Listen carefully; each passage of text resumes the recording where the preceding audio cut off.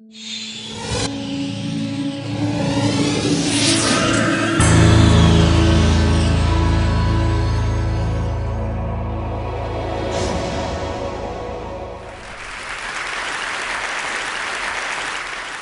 students often ask me, what is sociology?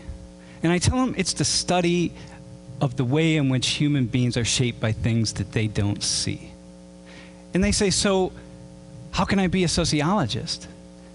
How can I understand those invisible forces? And I say, empathy. Start with empathy. It all begins with empathy. Take yourself out of your shoes, put yourself into the shoes of another person. Here, I'll give you an example. So I imagine my life if 100 years ago China had been the most powerful nation in the world and they came to the United States in search of coal. And they found it, and in fact they found lots of it right here. And pretty soon they began shipping that coal ton by ton, rail car by rail car, boatload by boatload, back to China and elsewhere around the world. And they got fabulously wealthy in doing so. And they built beautiful cities, all powered on that coal. And back here in the United States, we saw economic despair, deprivation. This is what I saw. I saw people struggling to get by, not knowing what was what and what was next. And then I asked myself the question. I say, how is it possible that we can be so poor here in the United States? Because the coal is such a wealthy resource, it's so much money. And I realized because the Chinese ingratiated themselves with a small ruling class here in the United States who stole all of that money and all of that wealth for themselves. And the rest of us, the vast majority of us, struggle to get by. And the Chinese gave this small ruling elite loads of military weapons and sophisticated technology in order to ensure that people like me would not speak out against this relationship. Does this sound familiar? And they did things like train Americans to help protect the coal. And everywhere were symbols of the Chinese. Everywhere, a constant reminder. And back in China, what do they say in China? Nothing. They don't talk about us. They don't talk about the coal. If you ask them, they'll say, well, you know, the coal, we need the coal. I mean, come on. I'm not going to turn down my thermostat. You can't expect that. And so I get angry and I get pissed, as do lots of average people, and we fight back. And it gets really ugly. And the Chinese respond in a very ugly way. And before we know it, they've sent in the tanks, and they send in the troops. And lots of people are dying. And it's a very, very difficult situation. Can you imagine what you would feel if you were in my shoes? Can you imagine walking out of this building and seeing a tank sitting out there or a truck full of soldiers? And just imagine what you would feel, because you know why they're here. And you know what they're doing here. And you just feel the anger and you feel the fear. Okay? If you can, that's empathy. That's empathy. You've left your shoes and you've stood in mine. And you feel that. Okay, so that's the warm-up. That's the warm-up. Now we're going to have the real radical experiment. And so for the remainder of my talk, what I want you to do is put yourselves in the shoes of an ordinary Arab Muslim living in the Middle East, in particular in Iraq. Okay? And so to help you, perhaps you're a member of this middle-class family in Baghdad, and what you want is the best for your kids. You want your kids to have a better life. And you watch the news, you pay attention, you read the newspaper, you go down to the coffee shop with your friends, and you read the newspapers from around the world, and sometimes you even watch satellite, CNN, from the United States, so you have a sense of what the Americans are thinking. But really, you just want a better life for yourself. That's what you want. You're Arab Muslim living in Iraq. You want a better life for yourself. So here, let me help you. Let me help you with some things that you might be thinking. Number one, this incursion into your land, these past 20 years and before, the reason anyone's interested in your land, in particular the United States, it's oil. Come on, it's all about oil. You know that. Everybody knows that. People here back in the United States know it's about oil, right? It's because somebody else has a design for your resource. It's your resource. It's not somebody else's, right? It's your land. It's your resource. Somebody else has a design for it. And you know why they have a design? You know why they have their eyes set on it? Because they have an entire economic system that's dependent on that oil. Foreign oil. Oil from other parts of the world that they don't own. And what else do you think about these people? Well, the Americans, they're rich. Come on, they live in big houses. They have big cars. They all have blonde hair, blue eyes. They're happy. You think that. It's not true, of course, but that's the media impression. That's like what you get. And they have big cities. And the cities are all dependent on oil. And back home, what do you see? Poverty, despair, struggle. Look, you don't live in a wealthy country. I mean, this is Iraq. You don't live in, this is what you see. You see people struggling to get by. I mean, it's not easy. You see a lot of poverty, and you feel something about this. These people have designs for your resource, and this is what you see. Something else you see that you talk about. Americans don't talk about this, but you do. There's this thing, this militarization of the world, and it's centered right in the United States. And the United States is responsible for almost 1/2 of the world's military spending. 4% of the world's population, and you feel it. You see it every day. It's part of your life. And you talk about it. With your friends, you read about it. Right? And back when Saddam Hussein was in power, the Americans didn't care about his crimes. When he was gassing the Kurds and gassing Iran, they didn't care about it. When oil was at stake, somehow, suddenly, things mattered. Right? And what you see, something else, the United States, the hub of democracy around the world, they don't seem to really be supporting democratic countries all around the world. There are a lot of countries, oil-producing countries, that aren't very democratic, but supported by the United States. It's odd. Oh, these incursions, these 2 wars, the 10 years of sanctions, the 8 years of occupation, the insurgency that's been unleashed on your people, the tens of thousands, the hundreds of thousands of civilian deaths, all because of oil. You can't help but think that. You talk about it. It's in the forefront of your mind always. You say, how is that possible? And this man, he's every man. Your grandfather, your uncle, your father, your son, your neighbor, your professor, your student. Once a life, happiness and joy, and suddenly pain and sorrow. Everyone in your country has been touched by the violence, the bloodshed, the pain, the horror. Everybody, not a single person in your country has not been touched.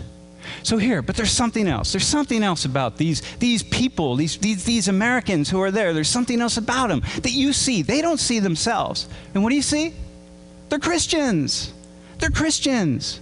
They worship the Christian God. They have crosses. They carry Bibles. Their Bibles have a little insignia that says U.S. Army on them. And they're leaders. They're leaders. Before they send their sons and daughters off to war in your country, and you know the reason, before they send them off, they go to a Christian church and they pray to their Christian God and they ask for protection and guidance from that God. Why? Well, obviously, so that when people die in the war, they are Muslims. They are Iraqis. They're not Americans. You don't want Americans to die. Protect our troops. And you feel something about that. Of course you do. And they do wonderful things. You read about it, you hear about it. They're there to build schools and help people, and that's what they want to do. They do wonderful things, but they also do the bad things, and you can't tell the difference. In this guy, you get a guy like Lieutenant General William Boykin. I mean, here's a guy who says that your God is a false God. Your God's an idol. His God is the true God. The solution to the problem in the Middle East, according to him, is to convert you all to Christianity. Just get rid of your religion. And you know that. Americans don't read about this guy. They don't know anything about him, but you do. You pass it around. You pass his words around. I mean, this is serious. You're afraid. He was one of the leading commanders in the second invasion of Iraq, and you're thinking, my God, if this guy is saying that, then all the soldiers must be saying that. In this word here, George Bush called this war a crusade. Man, the Americans, they're just like, crusade, whatever, I don't know what that means. You know what it means. It's a holy war against Muslims. Look, invade, subdue them, take their resources. If they won't submit, kill them. That's what this is about. And you're thinking, my God, these Christians are coming to kill us. This is frightening. You feel frightened. Of course you feel frightened. And this man, Terry Jones, I mean, here's a guy who wants to burn Qurans, right? And Americans, he's a knucklehead. He's a former hotel manager. He's got 36 members of his church. They laugh him off. You don't laugh him off. Because in the context of everything else, all the pieces fit. I mean, of course, this is how Americans think. And so people all over the Middle East, not just in your country, are protesting. Like he wants to burn Qurans, our holy book. These Christians, who are these Christians? They're so evil. They're so mean. I mean, this is what they're about. This is what you're thinking as an Arab Muslim, as an Iraqi. Of course you're going to think this. And then your cousin says, hey, cuz, check out this website. You got to see this Bible boot camp. These Christians are nuts. They're training their little kids to be soldiers for Jesus. And they take these little kids and they run them through these things. They teach them how to say, sir, yes, sir, and things like grenade toss and weapons, care, and maintenance. And go to the website. It says U.S. Army right on it. I mean, these Christians, they're nuts. How would they do this to their little kids? And you're reading this website, and of course, Christians back in the United States, or anybody says, this is some little tiny church in the middle of nowhere. You don't know that. For you, this is like all Christians. Like it's all over the web, Bible boot camp. And look at this. They even teach their kids. They train them in the same way the U.S. Marines train. Isn't that interesting? And it scares you, and it frightens you. So these guys, you see them? You see, Sam Richards, I know who these guys are. They're my students, my friends. I mean, I know what they're thinking. You don't know. When you see them, there's something else. There's something else. That's what they are to you. We don't see it that way in the United States, but you see it that way, right? So here, of course, you got it wrong. You're generalizing. It's wrong. You don't understand the Americans. It's not a Christian invasion. We're not just there for oil. We're there for lots of reasons. I mean, you have it wrong. You missed it. And of course, most of you don't support the insurgency. You don't support killing Americans. You don't support the terrorists. Of course you don't. Very few people do. But some of you do, right? And this is a perspective. Okay. So now, here's what we're going to do. Step outside of your shoes that you're in right now and step back into your normal shoes. So everyone's back in the room, okay? Now here comes the radical experiment. So we're all back home. This photo, this woman, man, I feel her. I feel her. She's my sister, my wife, my cousin, my neighbor. She's anybody to me. These guys standing there, everybody in the photo, I feel this photo, man. Okay? So here's what I want you to do. Let's go back to my first example of the Chinese. Okay? So I want you to go there. So it's all about coal, and the Chinese are here in the United States. And what I want you to do is picture her as a Chinese woman receiving a Chinese flag because her loved one has died in America in the coal uprising. And the soldiers are Chinese, and everybody else is Chinese. Okay?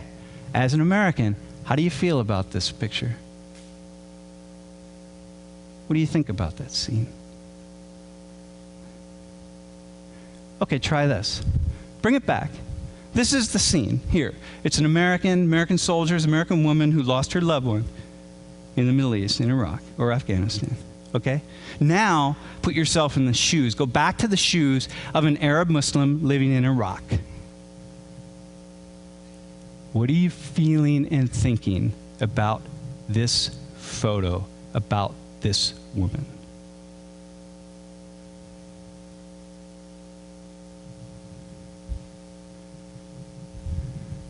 Okay, now follow me on this, because I'm taking a big risk here. And so I'm going to invite you to take a risk with me. These gentlemen here, they're insurgents. They were caught by the American soldiers trying to kill Americans. And maybe they succeeded. Maybe they succeeded. Put yourself in the shoes of the Americans who caught them. Can you feel the rage? Can you feel that you just want to take these guys and wring their necks? I mean, can you go there? It shouldn't be that difficult. You know, you just feel, oh man, right? Okay, now, put yourself in their shoes. Are they brutal killers or patriotic defenders? Which one?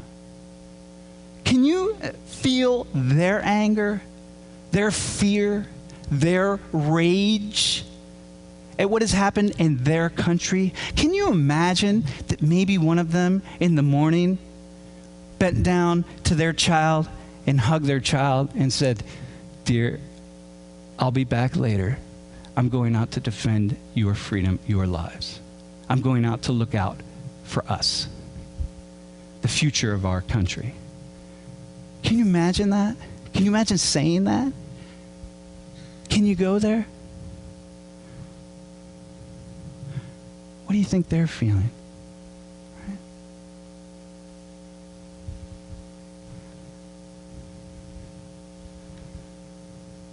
You see, that's empathy.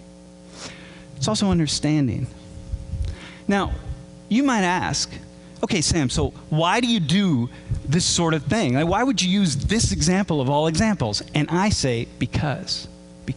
You're allowed to hate these people, right? You're allowed to, just hate them with every fiber of your being.